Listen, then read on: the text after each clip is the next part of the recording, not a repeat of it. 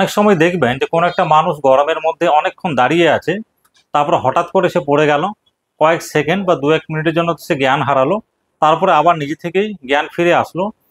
এই ব্যাপারটাকে আমরা বলি ভেসোভেগাল সিনকোপি বা নিউরোকার্ডিওজেনিক সিনকোপি। জিনিসটা একটু বিস্তারিত করে বোঝা যাক যে অ্যাকচুয়ালি হয় কি। অনেকক্ষণ দাঁড়িয়ে থাকলে যেটা হয় যে পায়ের দিকে রক্তটা বেশি চলে আসে, মাথার মধ্যে রক্তটা কম যায়। সেই সময় আমাদের শরীরে যে দশম করটীয় স্নায়ু ভেগাস নার্ভ থাকে ওভার রিয়াক্ট করে, যার ফলে হার্ট রেট কমে যায়, পায়ের দিকে যে ব্লাড ভেসেলগুলো থাকে সেটা ডাইলেট করে যায় বা বড় হয়ে যায়। এটাকে বলি আমরা পেরিফেরাল পুলিং অফ ব্লাড, অর্থাৎ পায়ের দিকে রক্তটা বেশি চলে আসে, মাথার মধ্যে রক্ত চলাচলটা কমে যায়। তখন কতগুলো সিমটম দেখা দেয়, যেমন হালকা হয়তো বমি ভাব হচ্ছে, একটু অস্থির অস্থির লাগছে, বা সেটা ঘাম দেবে, তারপর তো মাথা হয়তো হালকা একটু ব্যথা হবে, একটু মাথা চক্কর বা ঘুরছে। এরকম করতে করতেই তখন হঠাৎ করে যখন প্রেশারটা ড্রপ করে যায়, হার্ট রেট কমে যায়, তখনই মানুষ পড়ে যায়, কয়েক সেকেন্ডের জন্য বা কয়েক মিনিটের জন্য অজ্ঞান হয়ে যায়, তারপরে আবার জ্ঞান ফিরে আসে। এটা আর কোন কোন কন্ডিশনে হয়? একটা যেমন বললাম যে অনেকক্ষণ গরমের মধ্যে দাঁড়িয়ে থাকলে একটা পেরিফেরাল পুলিং অফ ব্লাড হয় এবং ব্রেনের মধ্যে সার্কুলেশন কমে যাওয়াতে একটা নিউরোকার্ডিওজেনিক সিনকোপি দেখা দেয়। এবার আর যে কন্ডিশনগুলোতে হয়, যেমন হচ্ছে ধর কোনো একটা অ্যাক্সিডেন্ট হলো, রাস্তা দিয়ে যাচ্ছিল, রক্ত দেখলো, বা কোথাও একটা মানুষের রক্ত দেখলো, খুব ভয় পেয়ে যায়, বা হয়তো শরীরের মধ্যে কোনো রকম প্রচণ্ড ব্যথা বা কোনো ডিস্ট্রেস একটা হচ্ছে, বা মানসিকভাবে খুব ডিস্টার্ব বা ইমোশনাল ডিস্ট্রেসে আছে। এরকম কন্ডিশন থাকলে এই ভেসোভেগাল সিনকোপি ব্যাপারটা অ্যাক্টিভেট হয়ে যায়।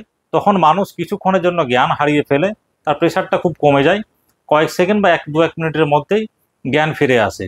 তাহলে এই সমস্ত কারণে ভেসোভেগাল সিনকোপি বা নিউরোকার্ডিওজেনিক সিনকোপি হয়ে থাকে। তো এটা হওয়ার আগে কতগুলো সিমটম দেখা দেয়, একটু আগে সেটা আমি অলরেডি বলে দিয়েছি, যেমন হচ্ছে বমি ভাব লাগবে, বা হচ্ছে একটু ঘাম দেখা দেবে, বা মাথার হালকা ব্যথা, একটু ডিজিনেস বা মাথা ঘোরার মতো মনে হবে, তারপরই সে পড়ে গিয়ে অজ্ঞান হয়ে যাবে। তো এটা থেকে বাঁচার উপায় কি? এটা থেকে বাঁচার উপায় যে আপনাকে আগে বুঝতে হবে, বা যারা এটা বারে বারে হয় তাকে বুঝতে হবে যে কোন কন্ডিশনে এটা প্রেসিপিটেট করছে বা কোন কন্ডিশনে এটা হচ্ছে।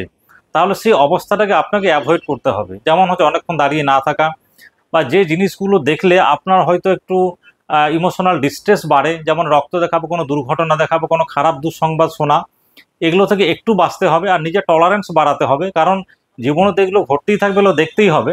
তাহলে মনের যদি জোর থাকে, যদি মনের জোর আমরা বাড়াতে পারি বা সেই ঘটনাগুলোকে সহ্য করার মতো আমরা ক্ষমতা তৈরি করতে পারি, তাহলে কিন্তু এই ঘটনাগুলো থেকে আমরা বাঁচতে পারবো।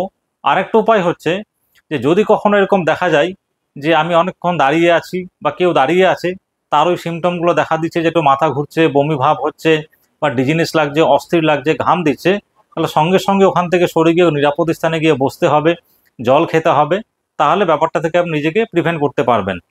এটার এমনি ভয়ের কোনো কারণ থাকে না। ভয় একটাই যে আপনি পড়ে গেলেন, মাথায় একটা ইনজুরি হলো, বা রাস্তা দিয়ে যাচ্ছিলেন পড়লে অন্য একটা অ্যাক্সিডেন্ট ঘটে গেল, এইটাই ভয় থাকে। আদারওয়াইজ এমনি যদি কোনো সেরকম অঘটন কিছু না ঘটে, তাহলে কিন্তু নিজে থেকেই জ্ঞান ফিরে চলে আসে। এবার করণীয় কি? মানে ধরুন কারো একটা ভেসোভেগাল সিনকোপি বা নিউরোকার্ডিওজেনিক সিনকোপি হয়েছে, তাহলে কি দেখবেন, আপনি আছেন, আমার পাশের কারো একটা হয়ে গেল, পড়ে গেছে, সঙ্গে সঙ্গে যেটা আমরা কি করি, পেশেন্টকে উঠে বসিয়ে দিয়ে মুখে জল দিই। এটা করবেন না। প্রথমে যেটা আমাদের দেখে নিতে হবে যে সিন সেফটি, মানে জায়গাটা সেফ, যেখানে পড়েছে সে জায়গাটা কতটা নিরাপদ।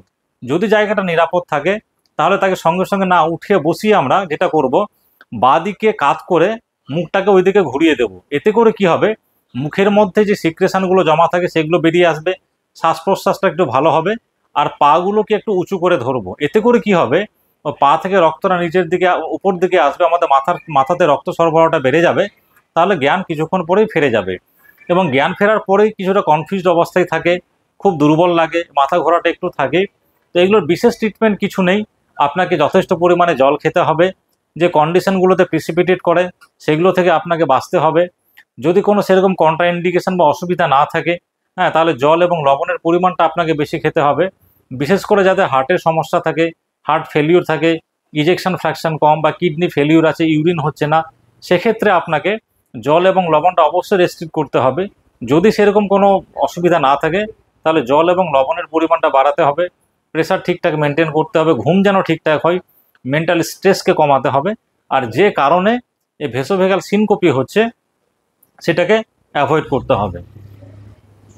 শেষে একটা কথাই বলবো, এটা সিনকোপি কথাটা আমি বারবার বললাম। সিনকোপি কথাটার মানে কি? সিনকোপি কথাটার মানে হচ্ছে ট্রানজিয়েন্ট লস অফ কনসাসনেস, অর্থাৎ কয়েক সেকেন্ড বা 2-1 মিনিটের মধ্যে জ্ঞান হারিয়ে গেল, ফের কারো জ্ঞান হারিয়ে গেল, আবার নিজে থেকে জ্ঞান ফিরে আসলো। এইটাকে মেডিকেলের ভাষায় বলা হয় সিনকোপি। তাহলে আশা করছি আজকের ভিডিওটা আপনাদের ভালো লাগবে। শেয়ার করবেন, ফলো করবেন আমার পেজকে। Thank you, good night.